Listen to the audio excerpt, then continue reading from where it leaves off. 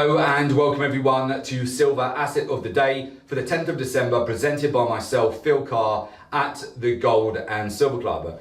So what do you need to know as we head into a fresh week here? Well, currently the gold-silver ratio is trading at 3-month highs at 88 to 1.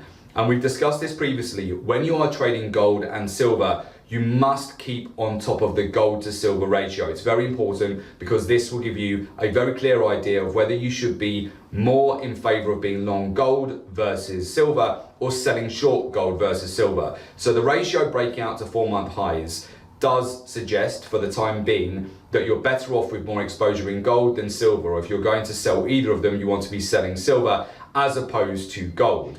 Typically, the performance of the gold-silver ratio between now and the end of December, it does favour gold price action, and then it switches and silver outperforms gold as we go into January and February. Silver broke down significantly on Friday's non-farm payroll. It was the biggest sell-off in over 1 month, and we've seen a breakdown to $16.50 per ounce. Now, we've actually taken this opportunity to build positions at these zones where we can now start to look to protect those trades and see if we can get a breakout in the lead up to the FOMC statement or even Thursday's European Central Bank announcement. But any pullbacks that we were to get back to 16.50 or back to that $16 handle, I would be very interested in accumulating additional positions here. As many of you are aware, the gold to silver ratio being this high is not common. So we don't see this very often. In fact, it's the most extreme that we've seen, or we're coming up to the most extreme level in over 10 years for the gold silver ratio. And typically there will be a reversion to the mean where silver price action needs to catch up to gold.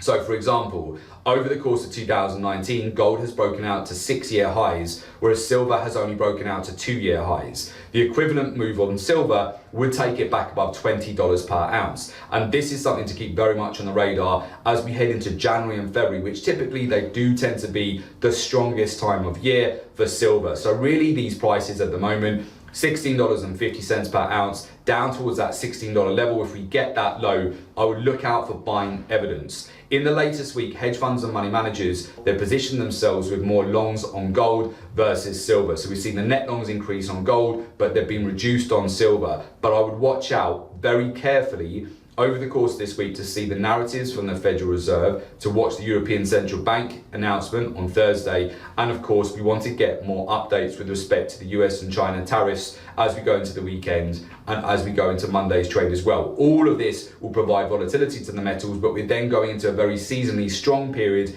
at the end of December and into the beginning of January and February. So really the key levels that I'm looking at right now on silver are to see if we maintain a floor this week around $16.50 per ounce. And if we can start building up some momentum back towards that $16.75 and then the $17 handle. The major swing high on silver still resides at $19.60. That's the 2-year highs. And of course, I don't expect that level to get taken out over the month of December. But if we do build up momentum in the same way that gold has over recent months, it does suggest that going into 2020, we will ultimately take out $20 per ounce on silver. It's definitely one to have a look at because the risk reward is very skewed to the upside at the moment. If we were to see this usual very strong cycle, especially moving into an election year as well, which is what we have in the USA in 2020. So I do hope that helps. And of course, that's been Silver Asset of the Day, and I wish you good trading.